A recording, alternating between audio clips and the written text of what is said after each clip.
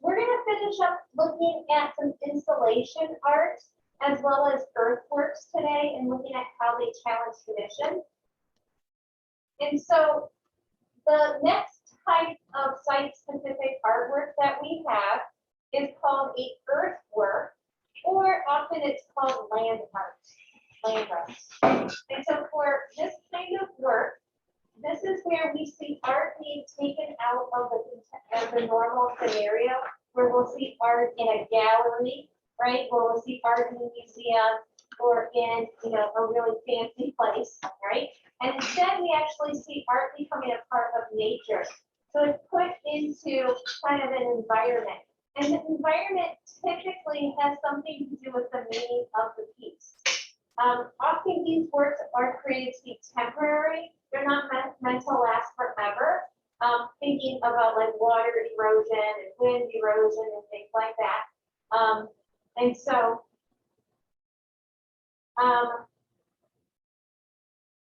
so these are things that are often found in remote locations and sometimes in the public.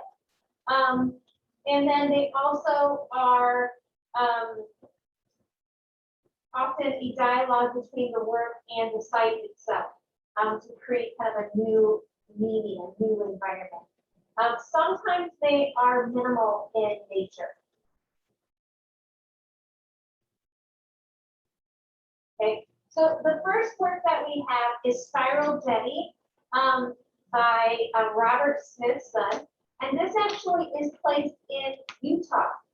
So this is kind of taken away from where we normally think about the art world being out of like, New York or Paris or another sort of major place in the world. And so it is in the middle of the Great Salt Lake. So it's called Spiral Jetty, but I want you to think first what a jetty is. What is a jetty? Does anyone know what a jetty is? I have pictures of it. I will address you later. Right now, I would have to stop class work to do that, and I'm not going to do it. Okay? So we'll figure it out in a second. So what's a jetty? Does anyone know? Anyone boat? Anyone boating family?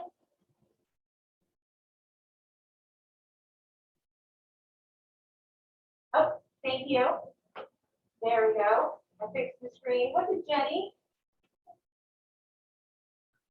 Right? It's normally thought of as a land mass. So sometimes it's made out of land. Often it's used to kind of break the current in a large body of water. Sometimes it's used for fishing so that you can kind of walk out on the stone to kind of get to the fish in the water.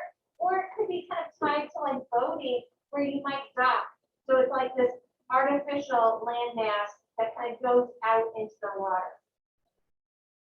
And so this one is in the Great Salt Lake of Utah. Does anyone know what's special about the Great Salt Lake? Has anyone ever been to Utah and been to the Great Salt Lake? Does anyone know what it's like?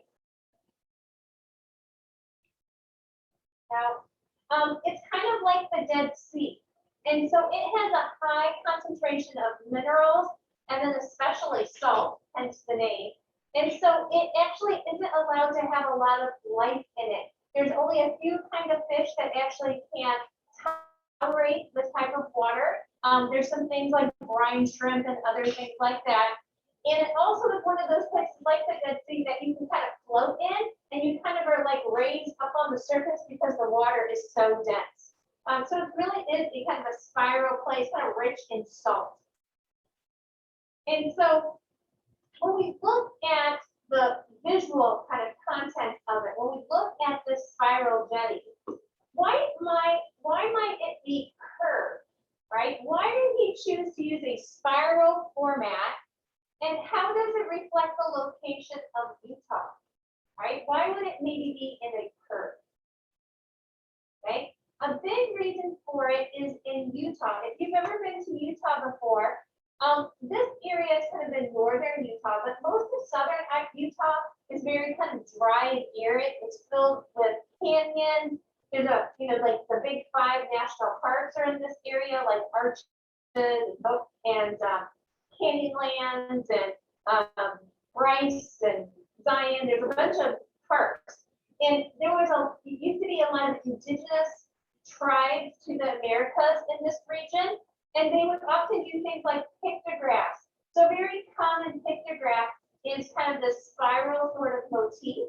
And we've also seen this occur in other indigenous areas. So of course, this is Ohio, but this does recall something we've seen in the past. Remember the tail of our serpent and our great serpent mouth is in the spiral format as well. So it's recalling the people who once lived in these territories.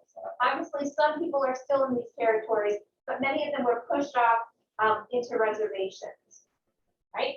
So how should you experience the spiral jetty?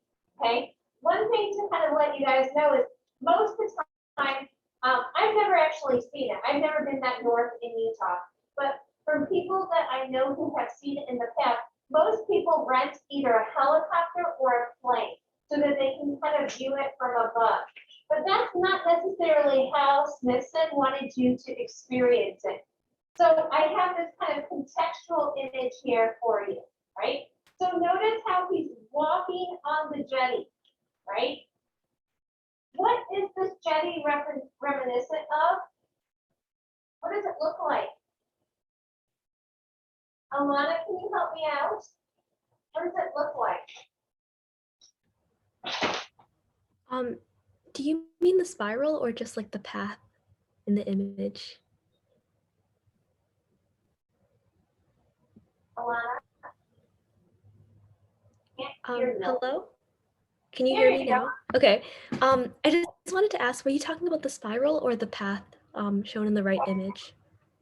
The path, I think you just said it, right? You just said it. It looks like a path, right? So it's kind of a way or a journey, right?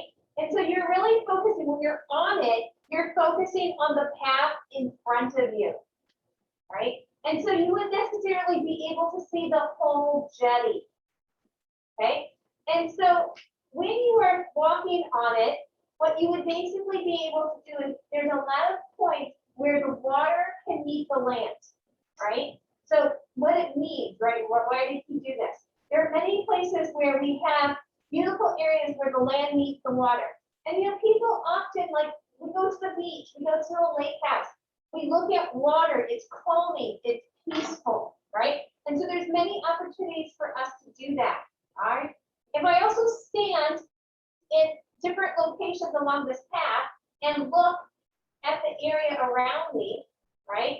I can also see a lot of these different vistas or different views around the lake, right? I can see the mountains, because this is like a ski area up north in Utah. I can see the land, I can see the lake, and so it's full of beautiful vistas. But then another thing, Alana was saying it's like a path. Look at the path itself. Is this a calm, pristine path?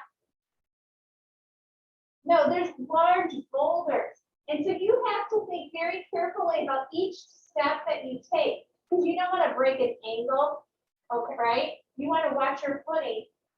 And so in a way, notice that it's rough, it's bumpy. It really forces you to focus on the here and now, right? You're forced to kind of look at each step. And so as a spiral was often used in like sand painting by the Navajo or other cultures in pictographs, that spiral has always cross-culturally been a very meditative sort of image.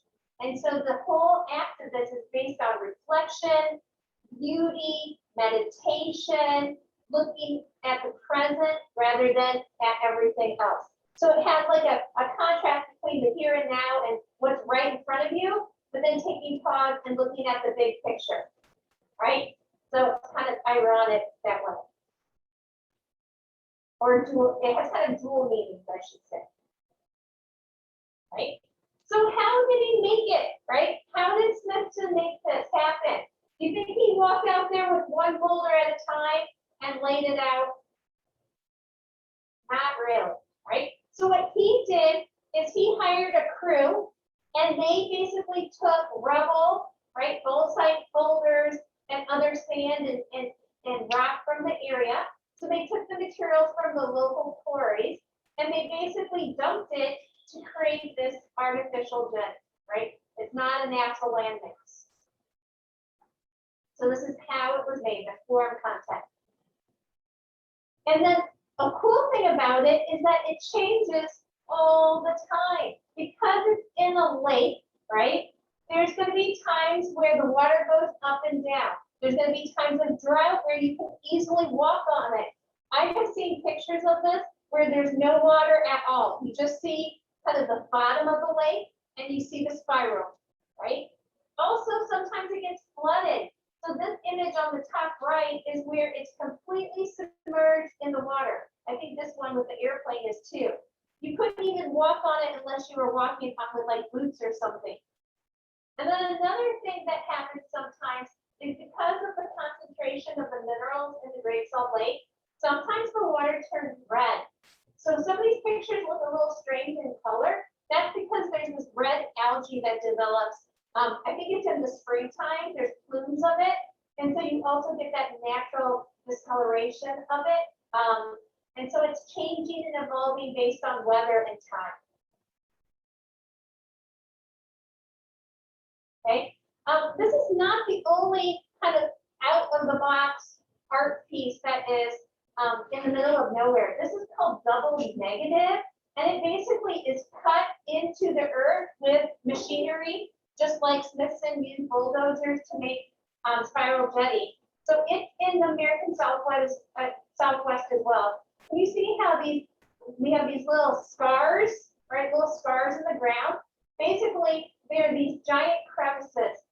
And so unless you're looking for these things, a lot of times you would never find them, right? You have to know where you're going in order to see them. Speaking of scars, our next piece is one we already know something about because we researched it. So I don't want to spend a lot of time on it, but the last piece of site-specific earthworks that we have is the Vietnam Veterans Memorial in Washington, D.C., right? So you probably have a lot of these notes already in your note takers, but I did want to revisit it since we haven't really talked about it since Roman times, right? So remember the context behind this is that after Vietnam, right, with all the protests that went hand in hand with that, there was a group of veterans who wanted to commemorate the Vietnam War. And so they had a contest where you would enter it, and it was all anonymous. So people didn't know whose piece was what when they did the judging. And so Maya Lin won the contest. She was a Chinese American graduate student. She was at Yale University at the time, and her piece was very different than everyone else's. Most of the entries were very traditional. So they were images of heroism, and they normally incorporate the figure. So they were kind of your traditional war memorials. Hers instead is very minimal in design. You can see that from the design that she entered into the contest on the left side, right? So just a refresher, why is it shaped in this little kind of thin to thick shape? Why is it made in this shape, and why is it underground?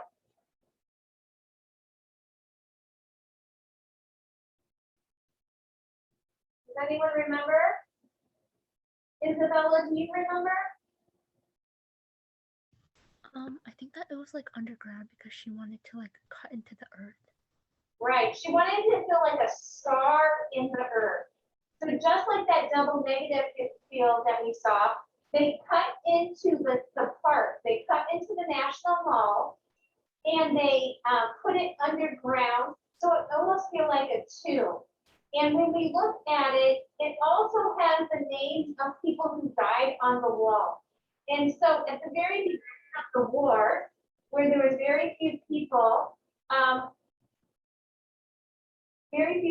were taking it, very few people had died. It was very, very small. And then as the number of deaths grew, it got bigger and bigger and bigger. And so like 1975, right, is right in the middle. And then it starts again at like 1958 and goes down like this as well. So it kind of reflects the loss, right, as well in the way that it's shaped. Right? So what is the significance of the setting, right? Why was it placed where it was placed? Okay, why was it placed where it was placed?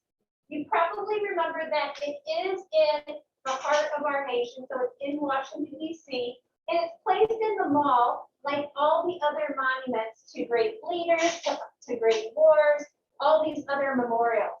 And so she strategically placed it so that it points to the Washington Monument as well as the Lincoln Memorial.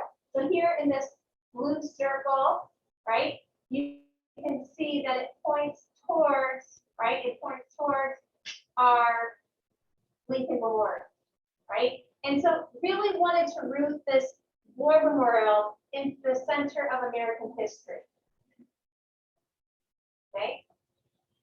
So when we look at the media, right, keep in mind that this is made out of black concrete, right? Why did she choose black? Why would she choose black? Raphael, can you help me out? I would say like to contrast the white and to like just make it more like, significant and reflective. Right? And so it's got a high sheen to it so that it is almost like a mirrored surface. And black is stereotypically used at funerals. So it has that kind of connotation with death. And so it has very clean, pristine font so that it can be easily read. And people often make rubbings of the surface of it. It is really minimal in design. And we've been looking at minimalism for the last couple of days.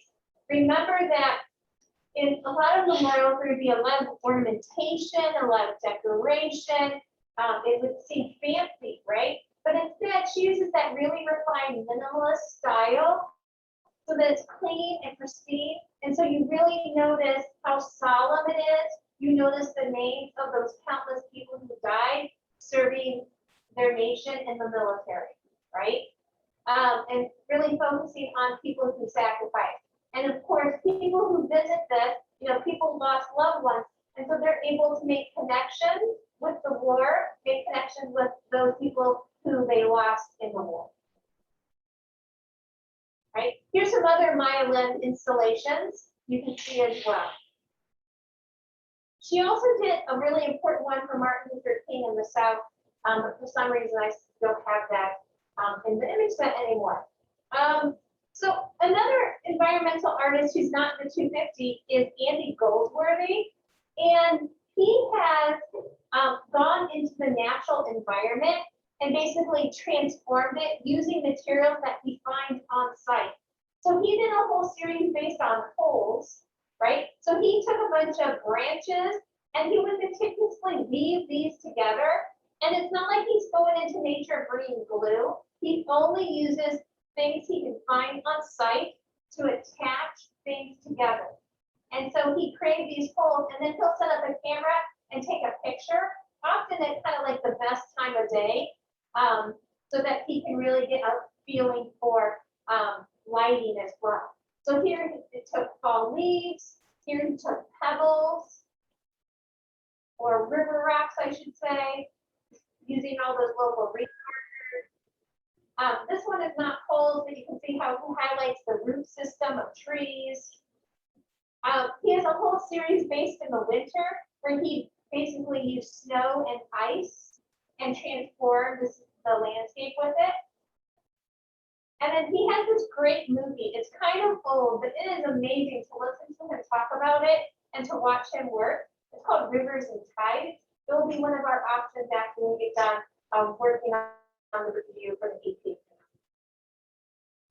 Okay. So I think that's where we're going to stop today. We'll start with feminist art history on Friday. Okay, so Bruin, let me see if I can help you out. Everyone else, you can go ahead and go. So we're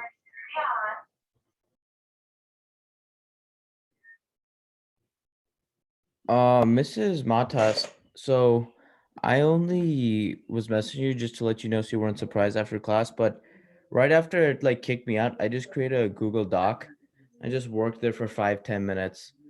I don't know if you're like willing to accept that because it wasn't like in the test format, but I mean like I didn't cheat because I feel like I didn't have enough time to, even if I wanted to. So That's okay. Can you send it to me? yeah, I can put the shareable link in the chat so you have it right away.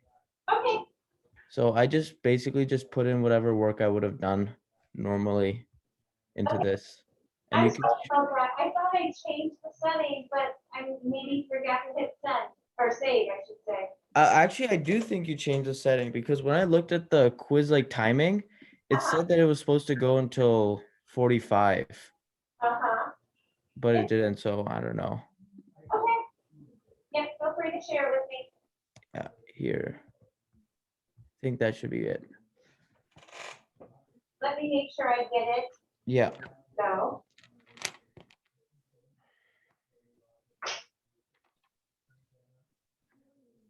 Okay, we're good. Thank you. All right. Thank you.